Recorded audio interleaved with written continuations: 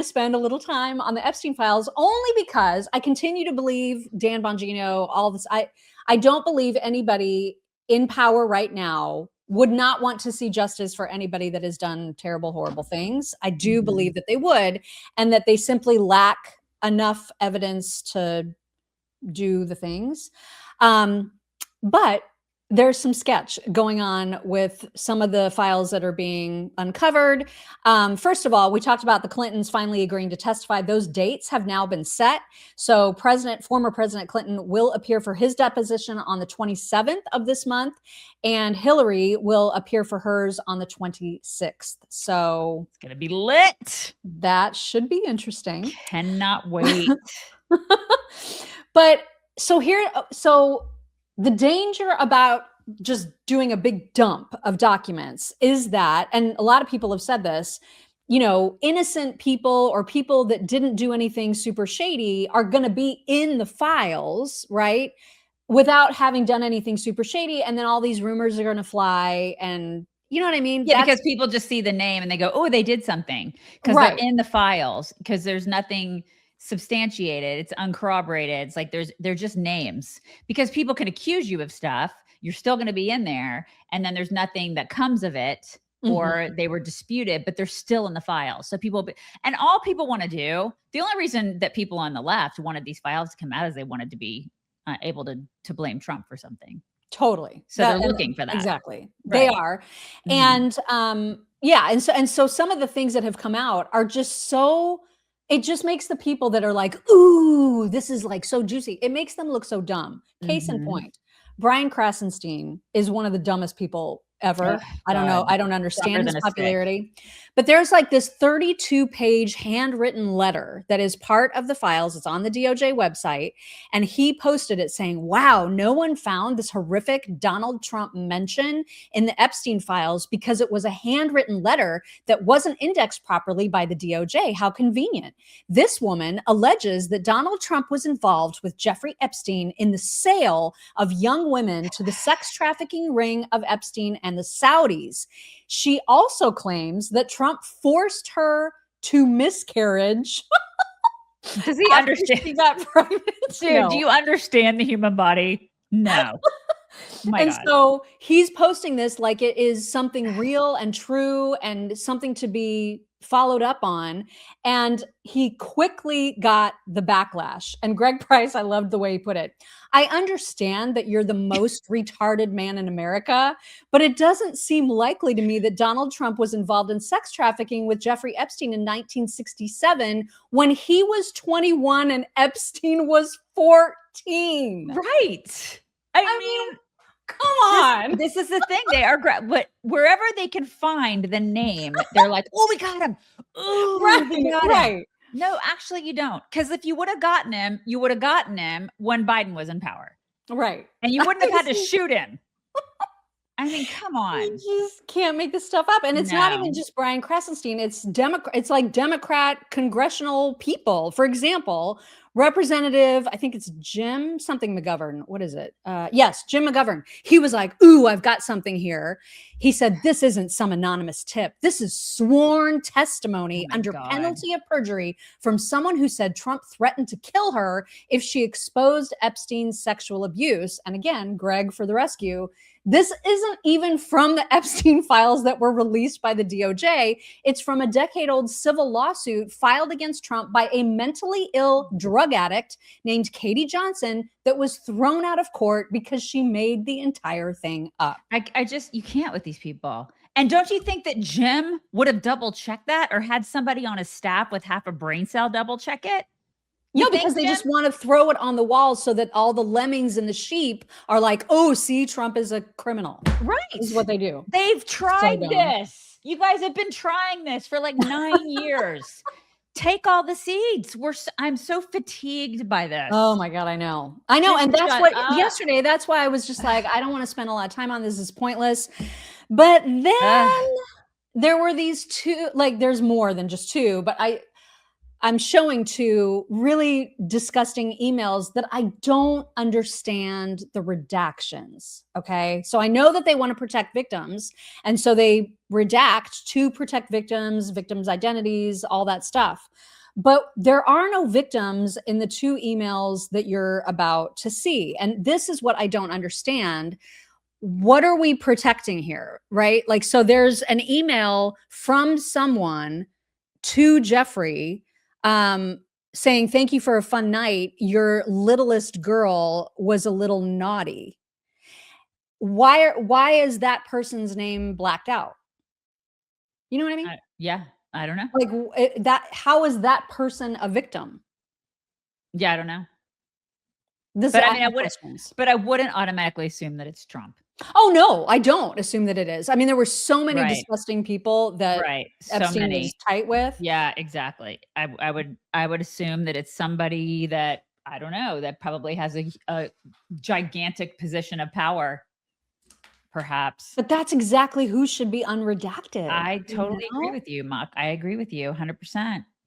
So anyway, that was one. There's many. There's a lot like this. Mhm. And then there was also this one. I'm gonna have to put on my little my Oh my God, glasses there's because I no can't. way, It no says, way I "Hi, can see. Jeffrey. I met blank today." Obviously, I understand that redaction. "She's like Lolita from Nabokov, femme miniature. So now I should send you her type of candidates only. Tomorrow we travel to Bern for visas." Why is this person redacted? No, I hear you 100%. They all deserve the wood chipper. You know what I'm saying? Yeah. I Yeah, mean, I hear you. Mhm. now, maybe does it have something to do with this person potentially not being a US citizen and like somebody foreign, and so there's like some Maybe. requirement to redact foreigners? I don't know. I don't But either. the whole thing is I don't know why they would redact that. And Mhm. so I just wanted to point that out. I also Yep. wanted to point out how fitting, appropriate, and disgusting it is that Woody Allen's wife was friends with Epstein.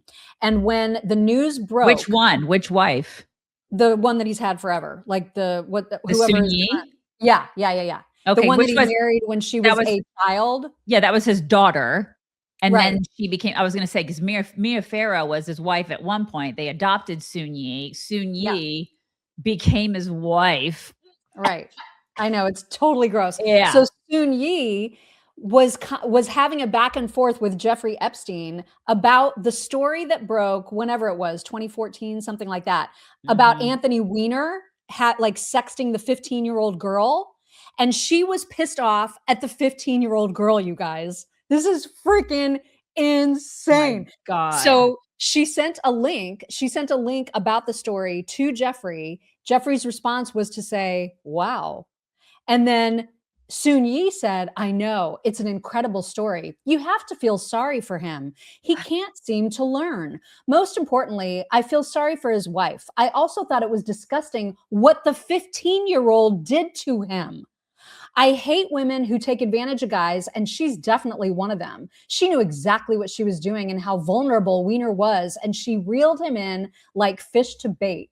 It's also laughable when she says in her letter that she's putting it out there to help him. How does it help him? It only humiliates him. We know his excuse is that he has a sickness. What's her excuse for being a despicable and disgusting person who preys on the weak? She spelled weak wrong. We know he's sick, but she's also sick to have done this to him. So manipulative on her part. She should be ashamed of herself. Yeah, What the hell? God bless her. She was groomed at a very early age. She's just Oh my deranged. God. Deranged. Wow. Yeah. So that is also part of the files.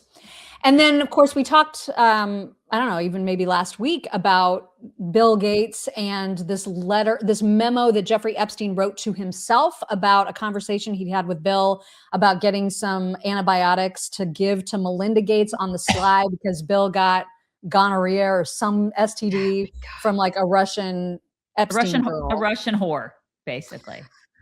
So Melinda was on a podcast and was asked about all of that. And here is how that went.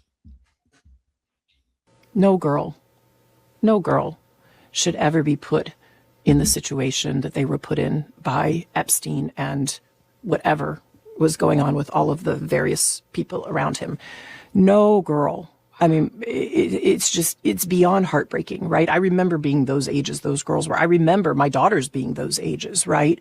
So for me, it's personally hard whenever those details come up, right? Because brings back memories of some very, very painful times in my marriage, but I have moved on from that. I purposely pushed it away and I moved on. I'm in a really unexpected, beautiful place in my life. So whatever questions remain there of what I can't even begin to know all of it, those questions are for those people and for even my ex-husband. They need to answer to those things, not me. Well, and I am so happy to be away from all the muck. I wonder what your dominant emotion is when you read these news articles. Just unbelievable sadness. Unbelievable sadness, right? And again, I'm able to take my own sadness and look at those young girls and say, my God, how did that happen to those girls, right? And so for me, it's just sadness for, you know, I left my marriage. I had to leave my marriage. I wanted to leave my marriage. I had to leave I felt I needed to eventually leave the foundation. So it's just sad. And it's kind of like, at least for me, I've been able to move on in life. And I hope there's some justice for those now women, right? We see them standing up in front of microphones in DC. What they went through is just unimaginable, I think. It wouldn't be sadness. I guess maybe sadness would be part of it. I would just be so, again, rage filled because she has daughters. Right. Can you imagine how the daughters feel about their dad? I mean, by all accounts, they are all close. Like he gave his daughter away at the wedding, and my God! But now that they know for sure, and it's out there, those girls see what's going on. They're grown women. They see. Can you imagine finding out that your dad did that?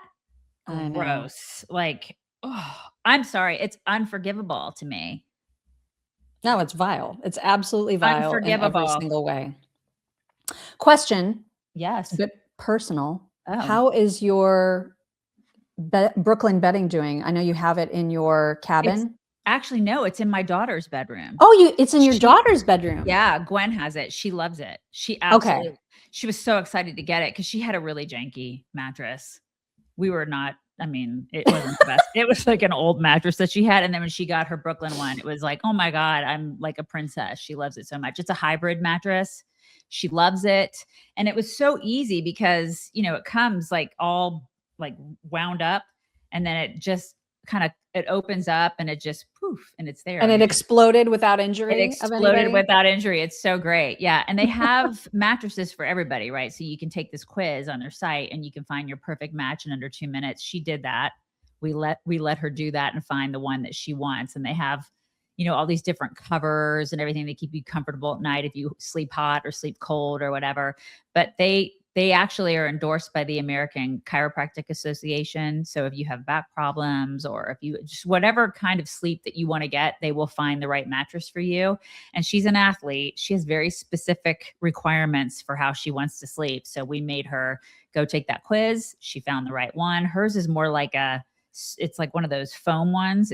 She squishes in a little bit. I don't know. Like a memory foam kind of Yeah, thing? it's more memory foam. It's like it's a hybrid though. It has a little bit of both in there, but she absolutely loves it. Plus they'll give you a 120 night comfort trial. So if you don't like it, you can return it and swap it, which is great. I think that's fantastic. And they're just affordable. Plus I love their origin story. The founder, John, he built it from the ground up in Arizona. This is an American company. All American craftsmanship. So it's not coming from China, you guys. So go to brooklynbedding.com, use promo code CHICKS at checkout, get 30% off, which is fantastic. That's brooklynbedding.com, use promo code CHICKS, 30% off. Do it. Site-wide. Good stuff. Mm-hmm. All right. Let's talk about some immigration stuff and some